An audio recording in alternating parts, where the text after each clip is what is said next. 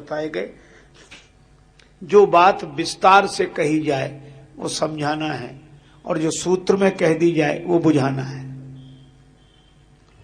अब यहां लक्ष्मण जी की इतनी विनम्रता है, कहते महाराज मैं संकेत से नहीं समझूंगा, मुझे तो आप विस्तार से समझाएं। पर भगवान ने कहा कि लक्ष्मण यह तुम्हारी विनम्रता है, पर मैं जानता हूं समझदार को इशारा काफी, समझाना नहीं पड़ता, बुझाना काफी है। थोड़े महु सब कहां बुझाई। लेकिन लक्ष्मण एक बात याद रखना, क्या? तीन के बारे में तुमने पूछा, ज्ञान, वैराग्य और भक्ति। माया तो बाधक तत्व है।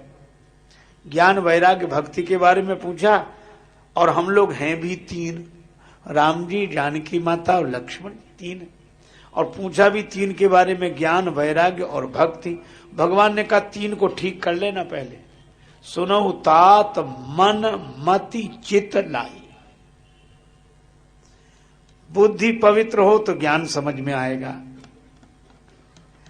आहा, मन इस पवित्र हो तो वैराग्य आएगा, और चित्त पवित्र हो तो भगवान की भक्ति आएगी।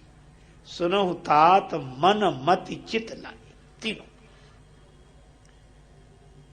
अब भगवान ने समझाना नहीं, बुझाना शुरू किया, संकेत में, हाँ? इशारे में। कई बार बात इशारे से कह दी जाती है। अब एक महात्मा का किसी ने किया निमंत्रण, परिवार में अकेली वृद्धा माता थी।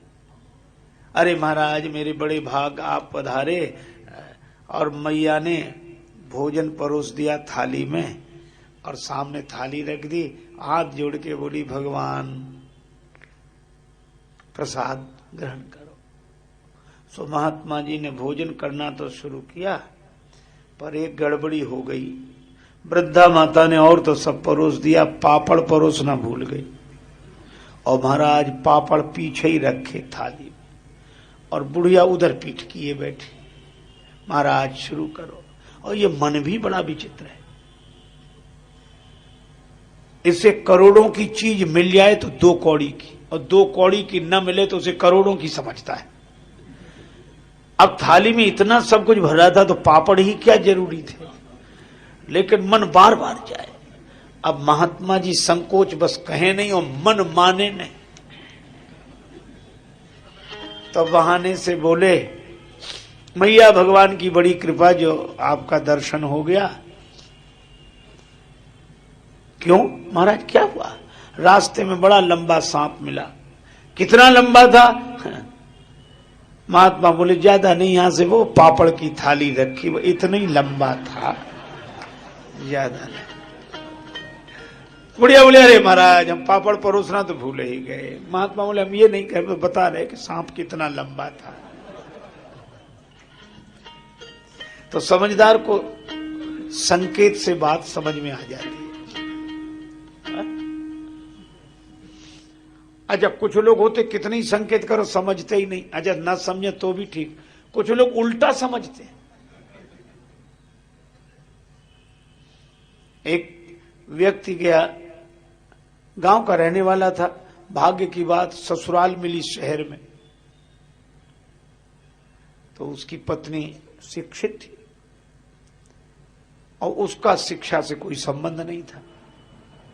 तो महाराज वो पहुंच गया ससुराल, पुराने जमाने की बात। अब उस देवी ने अपने पति की बड़ी प्रशंसा कर रखी थी कि बड़े योग्य हैं।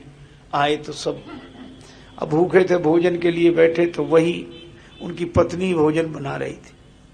तो रोटी तो क्या, स्वागत में पूड़ी होना चाहिए, छोटी छोटी पूड़ी बनाए, साग। थाली उनके सामने आई।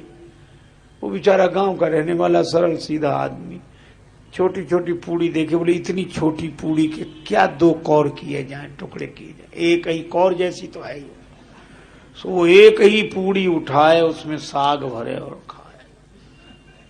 तो जो देखने वाले थे वे व्यंग में मुस्कुराने लगे।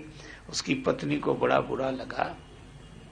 उसने कहा ये हमारी तरफ देखे तो इशारा करूं, समझदार है तो समझ लेगा। तो उसने देखा तो उसने 2 उंगली उठाई कि कम से कम एक पूड़ी के 2 टुकड़े तो कर, ज्यादा न कर तो 1 पूड़ी के 2 टुकड़े तो कर।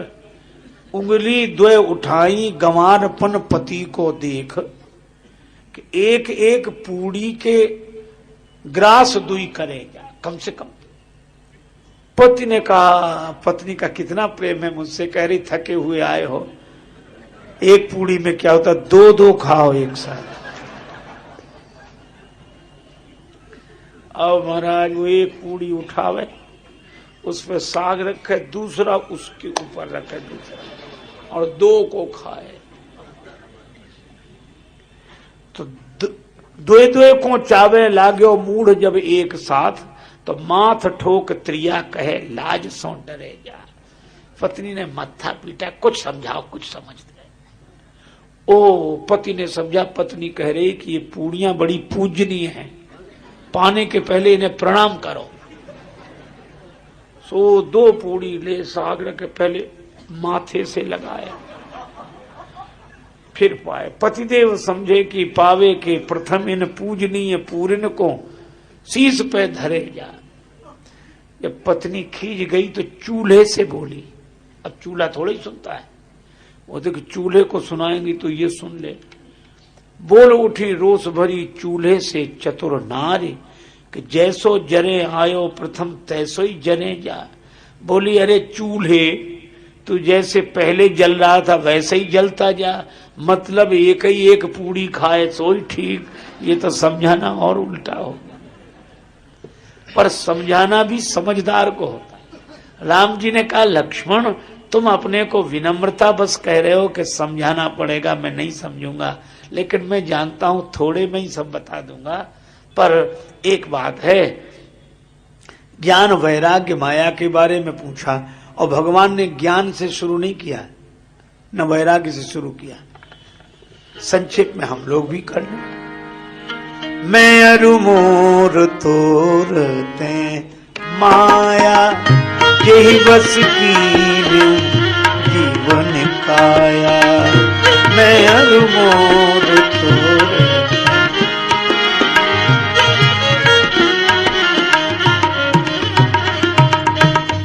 मैं मेरा तुम तुम्हारा, ये माया है। भगवान से लक्ष्मण जी ने तो नहीं, पर कोई पूछे कि ये तो ज्ञान पूछ रहे हैं, पहले आप माया क्यों बता रहे हैं? भगवान ने कहा कि जब तक ज्ञान नहीं हुआ तभी तक तो माया दिखाई पड़ेगी, समझ में आ जाएगी, और ज्ञान हो गया तो माया दिखेगी कहां, इसलिए पहले इसी को समझ लो। अच्छा, तो कहा भगवान कहते हैं ये मैं माया है।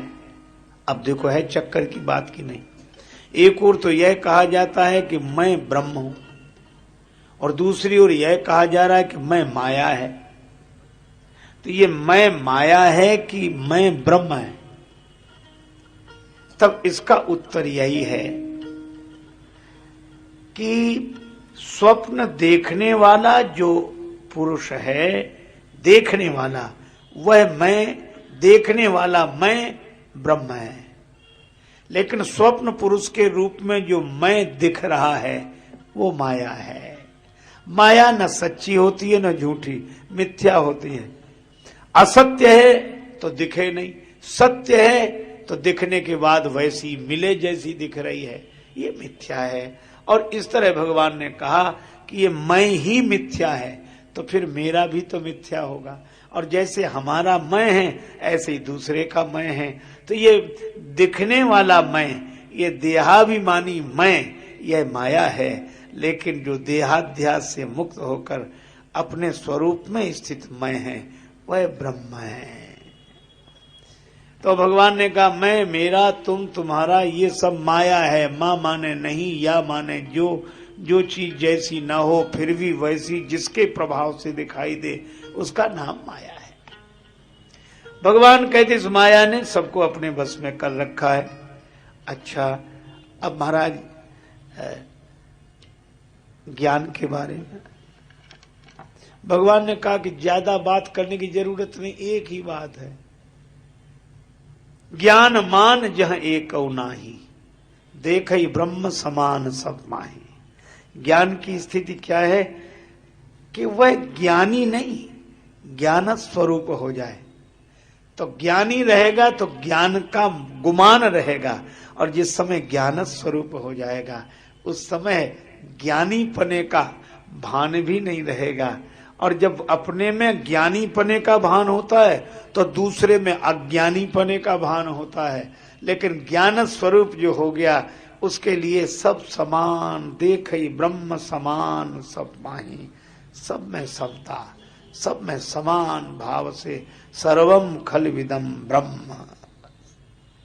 यह भगवान ने ज्ञान की स्थिति बताई। अच्छा महाराज वैराग क्या है? भगवान ने कहा लक्ष्मण, परम वैराग्यवान वह व्यक्ति है जो गुणातीत हो, गुणों में भी जिसका राग न हो। सतोगुण, रजोगुण, तमोगुण ये आते रहते हैं अंतःकरण में, अपने अपने कार्य रूप दिखाते हैं, पर इनसे भी जो तटस्थ हो, साक्षी भाव में रहे, तृणसम सिद्धि, सिद्धियों से, चमत्कारों से तटस्थ हो, कोई राग न हो। तीन गुण त्यागी, तीनों गुणों से राग रहित जिसका अंतःकरण है वही वैराग्यवान है। कहिए तात सो परम विरागी, तृण सम सिद्धि तीन गुण त्यागी। ब्रह्मलोक लगी भोग जो चहे सबन का त्याग, वेद अर्थ ज्ञाता मुनि ताहि कहत वैराग। तो भगवान ने ज्ञान का वर्णन किया, वैराग का वर्णन किया, माया का वर्णन किया। अब एक समस्या आई कि जीव और ईश्वर में भेद क्या है। अब अलग अलग मत हैं, मैं उसकी चर्चा इसलिए नहीं कर रहा हूं कि मैं कोई अधिकारी नहीं उस चर्चा का, पर आचार्यों ने अपने अपने ढंग से बात कही है। भगवान शंकराचार्य कहते हैं जीवो ब्रह्मैव ना परा, ये जीव और ब्रह्म दो नहीं है। पर शुद्धाद्वैत वाले कहते कि नहीं, वैसे तो अलग अलग हैं, पर जीव अगर शुद्ध हो जाए तो उसी का स्वरूप है।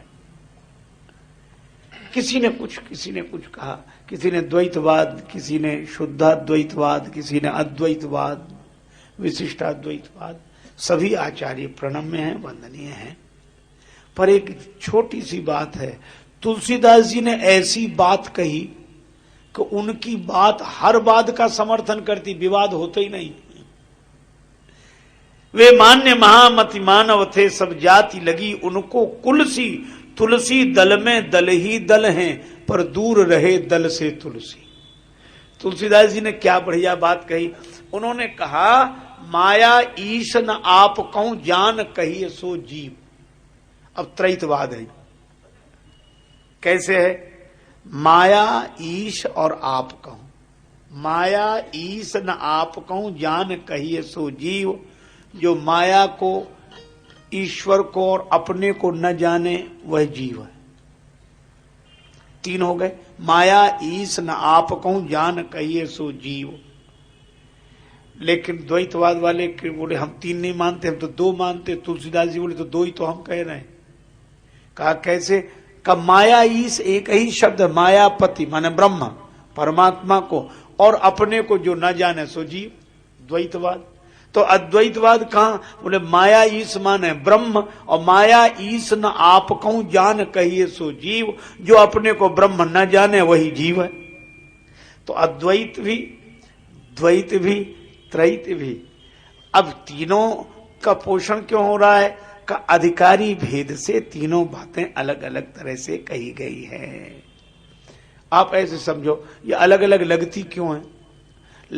बिल्कुल एक है धर्म की दृष्टि, एक है भक्ति की दृष्टि, एक है ज्ञान की दृष्टि। अच्छा, तीनों बातें अलग अलग लगती हैं लेकिन अलग अलग हैं नहीं। आप इसको सरलता से ऐसे समझे जैसे किसी कमरे में लकड़ी के किवाड़, लकड़ी की खिड़की, और कोई कहे कि यहां सब लकड़ी का है। दूसरा बोला नहीं तुम गलत कह रहे। फिर क्या कह रहे हो तुम? बोले हम ये कह रहे हैं कि सब लकड़ी का बना हुआ है, सब लकड़ी का बना हुआ है। तो दूसरा बोला नहीं, सब में लकड़ी है। तब तक तीसरा आया, बोला सब लकड़ी है। अब सब लकड़ी का है, सब में लकड़ी है और सब लकड़ी है। अब अलग अलग तो लग रहे हैं लेकिन तीनों एक ही बात कह रहे हैं। इसी तरह धर्म कहता है सब परमात्मा का है, भक्ति कहती है कि सब में परमात्मा है, और ज्ञान कहता है सब परमात्मा है। बात तो एक ही कह रहे हैं पर अलग अलग जगह से बोल रहे हैं। आप ऐसे समझो जैसे रायपुर है, अब कोई पूरब तरफ से इधर से 25 किलोमीटर दूर बैठा, उससे पूछो कि रायपुर कहाँ है, वो कहेगा पश्चिम में। और कोई पश्चिम में बैठा हो 20 किलोमीटर, उससे पूछो कहाँ है, बोले पूरब में। अब रायपुर से पूछो कि तुम कहाँ हो, पूरब में कि पश्चिम में, रायपुर कहेगा हम तो जहाँ के तहाँ हैं, न पूरब में है न पश्चिम में। जो पश्चिम में देखता है उसे पूरब में दिखते हैं, जो पूरब से दिखता है उसे पश्चिम में दिखते हैं। भगवान कहते हैं हम तो जैसे के तैसे हैं। कोई ज्ञान में बैठकर देखता है तो हम निराकार दिखते हैं, कोई भक्ति में बैठकर दिखता है तो हम साकार दिखते हैं। बस यही बात है। तो अपने अपने ढंग से सबने बात कही। श्री तुलसीदास जी महाराज भी यही कहते हैं, बंध मोक्ष प्रद सर्व पर माया प्रेरक शिव।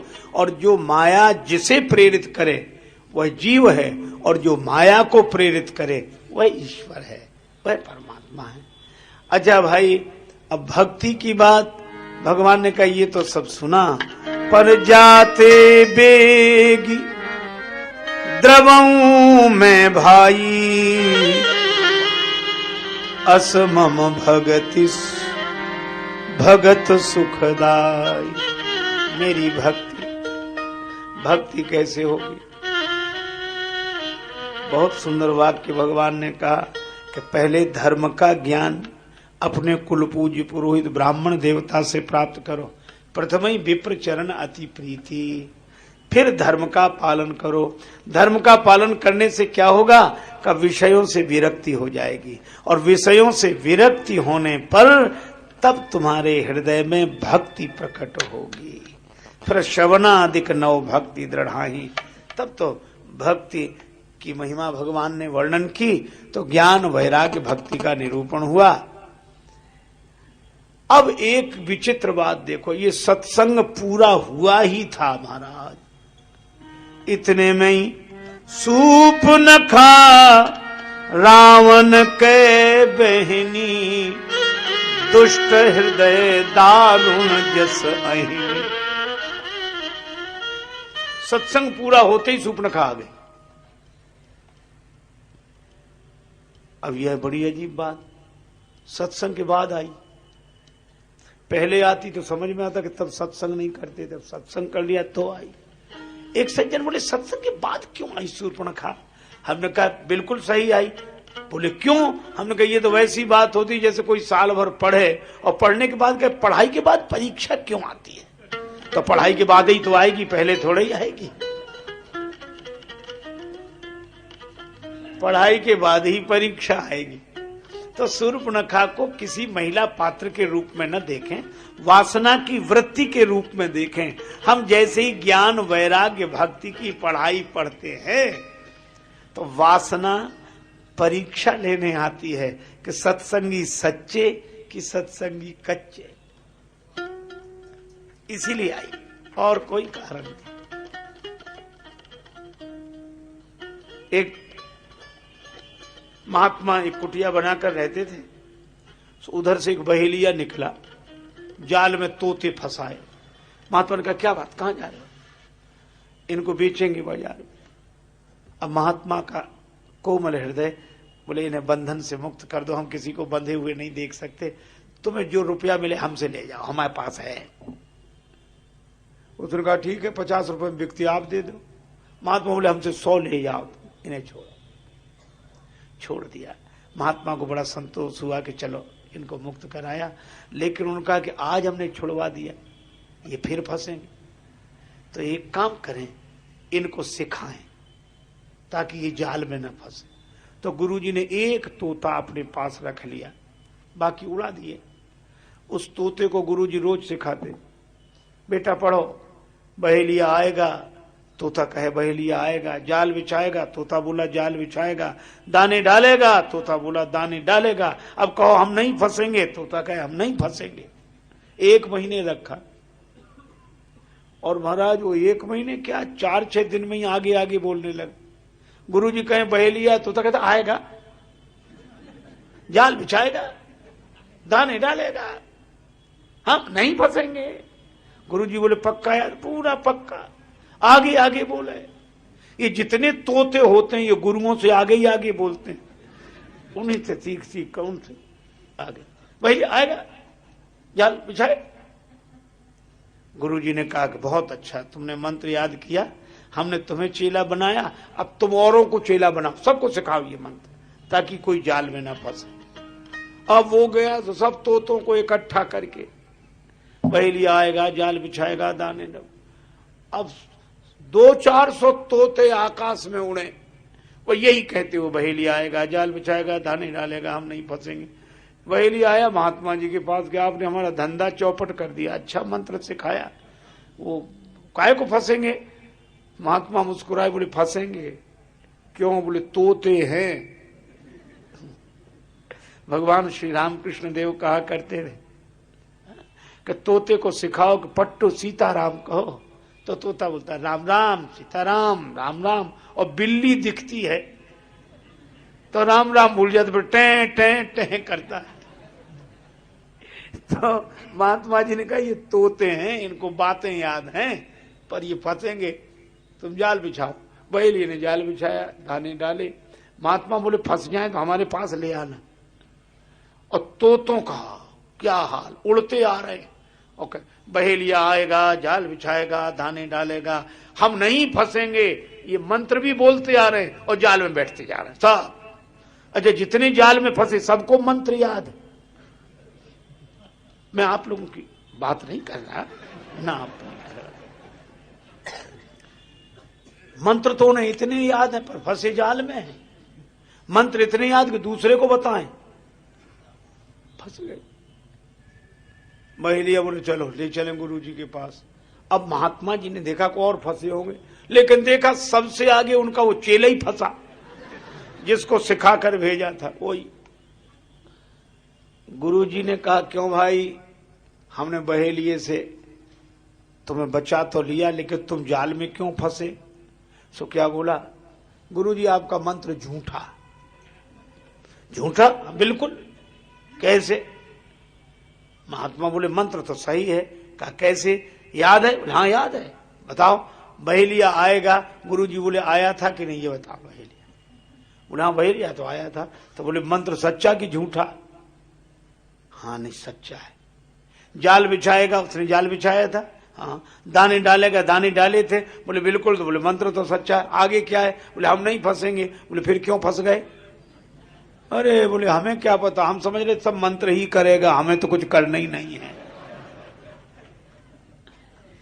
तो पढ़ाई के बाद परीक्षा होती है, तो भगवान परीक्षा लेते हैं कि ये ज्ञान की बात कर रहा है, वैराग्य की बात कर रहा है, भक्ति की बात कर रहा है, तो थोड़ा देखें तो। और वही हुआ। पंचवटी है ये, पंच तत्व के शरीर में ज्ञान वैराग्य भक्ति का सत्संग करने वालों के जीवन में वासना परीक्षा लेने आती है कि ज्ञान सच्चा कि कच्चा, भक्ति सच्ची कि कच्ची, वैराग्य सच्चा कि कच्चा। सुपनखा आई और आते ही वो सुंदर तो थी नहीं, सुंदर बनकर आई। रुचिर रूप धरि प्रभु पहुंच जाई। वासना सुंदर होती नहीं है, पर वो ऐसा रूप बनाकर आती है कि भोगासक्त व्यक्ति को वासना भी सुंदर दिखती है। रुचिर रूप धरि प्रभु पहुंच जाई। और राम जी के पास सुंदर बनकर आई और बोली, न दंडवत न प्रणाम न नमस्कार, न सीधे ही बोली बचन। बचन तो एक बोली पर बहुत मुस्काई। मुस्काई बहुत। मैं नहीं कह रहा, तुलसीदास जी महाराज ने लिखा है। रुचिर रूप धरे प्रभु बोली बचन बहुत मुस्काई। बहुत मुस्कुराकर एक वचन कहा, क्या तुम सम पुरुष आपके जैसा कोई पुरुष नहीं है। ब्रह्मा जी को बड़ी प्रसन्नता हुई कि चलो राक्षसों में कोई भक्त तो हुआ जो भगवान की स्तुति कर रहा है। वेद भी कहते हैं हे भगवान आप आदि पुरुष हैं, आपके जैसा कोई पुरुष नहीं। और यह भी बोल रही तुम सम पुरुष। तो ब्रह्मा जी ने कहा जरा देख लें कौन है। तो ब्रह्मा जी ऊपर से झांकने लगे, तब तक शूर्पणखा बोली न मौसम नारी, मेरे जैसी नारी। ब्रह्मा जी ने कहा तेरे सब गड़बड़ कर दिया इसने, भगवान से अपनी बराबरी कर रही है, तुम सम पुरुष न मौसम नारी। पर वो क्या बोली शूर्पणखा, राम जी इसमें ना हमारा दोष ना आपका, फिर ये पहले से बना हुआ प्रोग्राम है, यह संयोग विधि रचा बिचारी। ये संयोग तो ब्रह्मा जी ने लिखा है।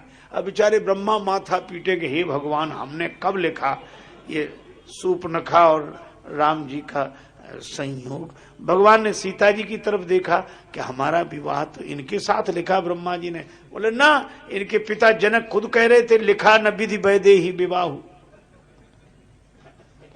पर हमारा आपका संयोग। पर भगवान किधर देखते हैं, सीतई सीतई चितय कही प्रभु बाता, सीतई चितय कही